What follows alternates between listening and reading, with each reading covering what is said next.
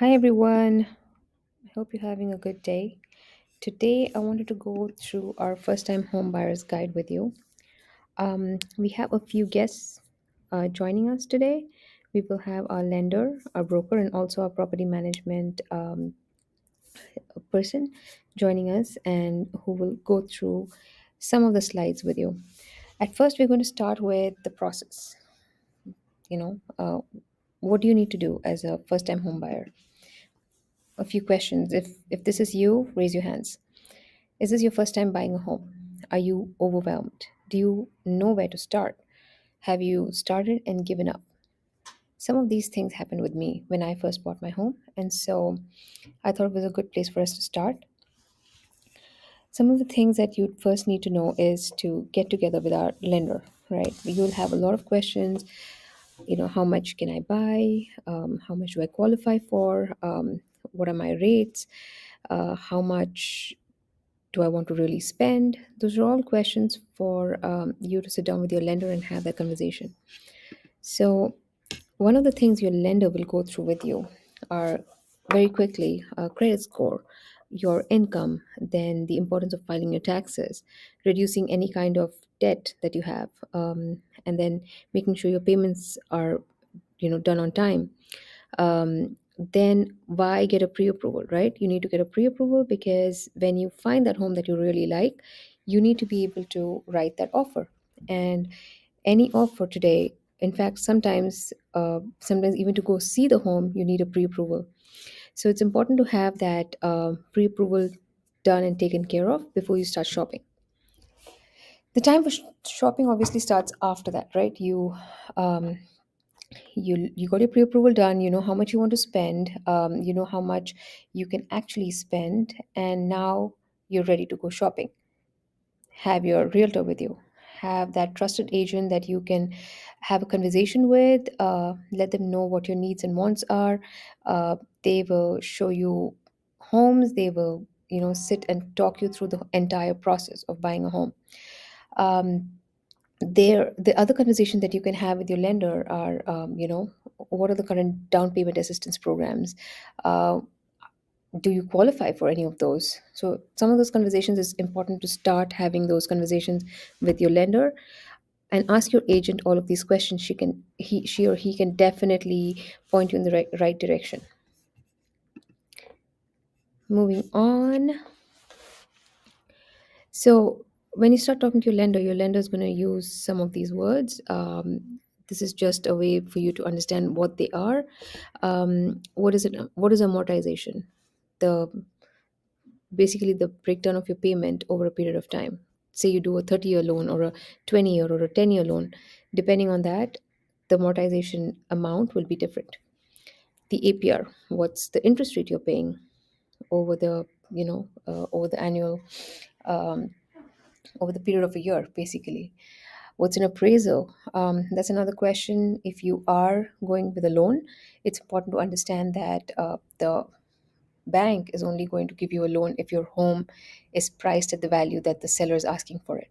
So it's important to understand that they require an appraisal, and that's why we also have the appraisal contingency in place to protect you from losing your earnest deposit. We'll go through what an earnest deposit is, all of that in detail with our broker.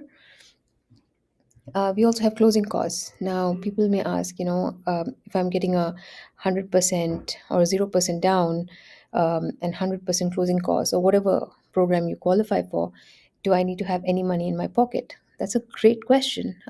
That's something our lender will go through with you, depending on which program you qualify for. From a realtor standpoint, one of the things that you can get help with, especially in a market where it's a little bit in the buyer's favor, is when you write a good offer, you can ask for some closing costs. It's not always the case, it's not something you'll get by default, but it's something that your agent will advise you whether you can ask for that. Those credits that you get from the seller can be used towards your closing costs, towards buy downs for your rates. And that again is something that you have a discussion with your agent and they'll walk you through that. Your lender will also go through some of the types of financing options that you have, depending on the kind of program you qualify for, right? Is it an FHA? Is it a VA? Is it a conventional ARM or a fixed rate? What's the difference? And if you're a business person, what kind of a loan, like a bank statement loan, those are different types of niche loans that our broker does. So that's something that you can also ask depending on your situation. So let's say you got your pre-approval done, you did all the right things, made sure your payments were on time, and you found the house that you like. Now we put an offer in, and it's been accepted. These are the do's and don'ts, right? Quickly, don't make any big changes in life. Like, don't change your job, don't change banks, don't add a credit card. Those are some of the things to avoid. Make sure that you are continuing to pay your bills on time. Make sure you're recording everything. If you're getting some kind of amount of help from somewhere else, make sure you let that season in your account for a little bit. So all of those points are very important to make sure that your escrow goes smoothly. If there are big changes, like let's say you change a job, that could impact your escrow, that could impact your that could pretty much put a halt to the process. So it's very important that if you are planning to make any such changes, have that conversation with your agent ahead of time. It's very important. I know you're excited to make that big purchase, like, let me get a new car, or let me get a new, like, I want to buy all of this furniture for my house. Just hold on till you close escrow. That's very important. These are some important numbers that we're throwing at you. It's basically telling you that a good portion of first time home buyers take out a mortgage, which means it's important to have that conversation with your lender and your agent, knowing that you want to get into this and not be one of the 25% people that have regrets. It's important to make sure that you have that conversation, right? Make sure you don't spend too much. Make sure you don't buy a house that's too small. Make sure you don't buy a house that's too big. Either way, just make sure you have those conversations, because we don't want you to be one of those that have buyer's remorse.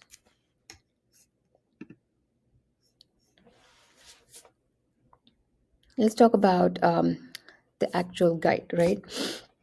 So when you talk to your agent will go through the pre-approval that you got from your lender.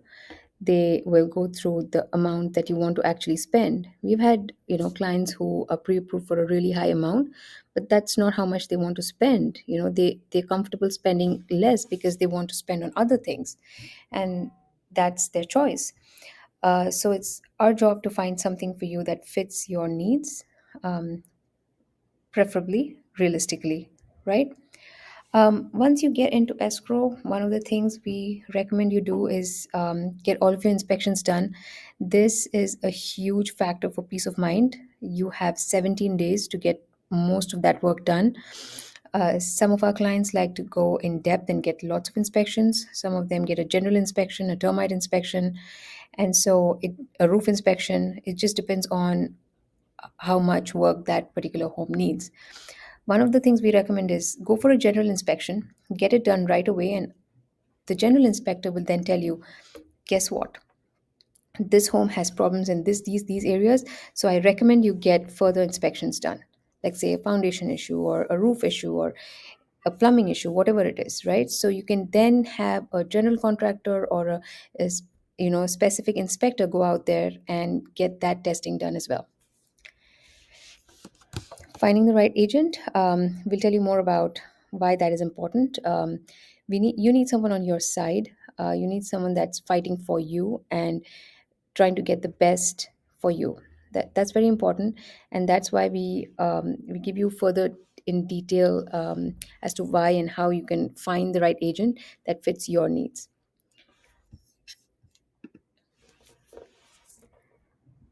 The journey for homeownership, if you plot it up in a line, basically it's you thinking about it, right? You start thinking, okay, I want to buy a house. I want to start building that equity. I want to have a home. And so you start saving for the down payment.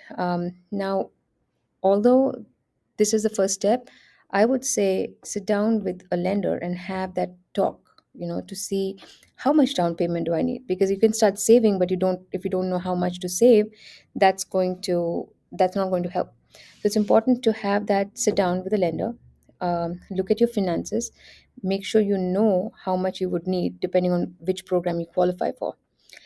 And along the way, once you have that talk with with your lender, start working on your credit. Let's say they say, you know what, you can qualify for this program, but your credit needs to be a little better. So start making those bill payments on time, start making those car payments on time. So that's something that they can guide you on. And so once you start doing, start saving for your down payment, start building a good credit, then it's time to shop around, start looking your once you have that talk with your agent and you let them know that, say, this is what I want, this is what I like, your agent will then give you the picture of reality, right? When you start going out there and shopping, you see that you're not going to find everything in one home. Well, you might, but not always. So once you find that right home, the process from writing the offer, getting it accepted, and closing, that's pivotal. That's very important. And that's where the agent's role is very important. So choose the right agent. Now we'll have our property manager go over all of the benefits for home ownership. You see this everywhere. You see it on all forms of social media. Everyone talks about equity. Everyone talks about building wealth and building it with real estate. This is no different. But having a property manager help you out with that is basically reducing that amount of stress in your life. So really quickly, you of course, over a period of time, historically house prices have always gone up. Regardless of that little glitch in 2008, the prices have still gone up. So it's important to understand that your home price is always going to be increasing and you're building equity right there. That equity can be used in multiple ways. You can use it to buy, as you can take out the equity to use as a down payment on your next home. You can use it to make upgrades to your house, whatever it is that you choose to do. um, our property manager will tell you how many people we have out here who are, buying their second home, their third home, renting out their properties, and they want to still travel, they want to enjoy life. And so we take care of them. Our property manager takes care of their homes. We do a thorough background check and make sure that all of that is taken care of. As you're making your payments for your mortgage, right? You have tax write offs. We are not tax professionals, so we will direct you to our partner, a tax professional, to have all of those questions answered. Um, People say that paying a mortgage is like a forced savings account, right? So most of the first time home buyers will tell you that, you know what, now I just have to make sure I put that money aside. And before, I used to just get that money, pay my rent, and then have fun, right? Spend the rest of my money. But now I have to make sure that I put that money aside to make sure I cover my mortgage, my taxes, and my homeowner's insurance. So just make sure that you're taking care of yourself, because again, your mortgage payment, depending on which program you go for, usually remains the same or reduces if you refi at a later point over a long period of time. Rents, however, they go up, right? Your rents that you paid 5 years before is not going to be the same. It's always been going up. So you also don't have tax write-offs with your rent. So it's just something to consider when you're, debating with yourself, should I really make this purchase? Should I really buy a house? Am I locking myself down? Think about all the pros that you get with with home ownership. So this was that document. I said that, take your time, read it. It gives you all of the wealth of information about hiring a realtor, right? When you hire a realtor, you are hiring them to work for you. They go to work to make sure that you get the most out of your money. And so make sure you work with them, make sure you sit down, talk with them, and see if they're the right fit for you.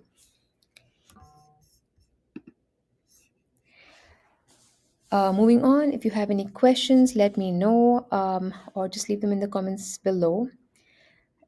And a quick brag post about all of our we have about 76 reviews, and they're all 5 out of 5, and people like us consistently.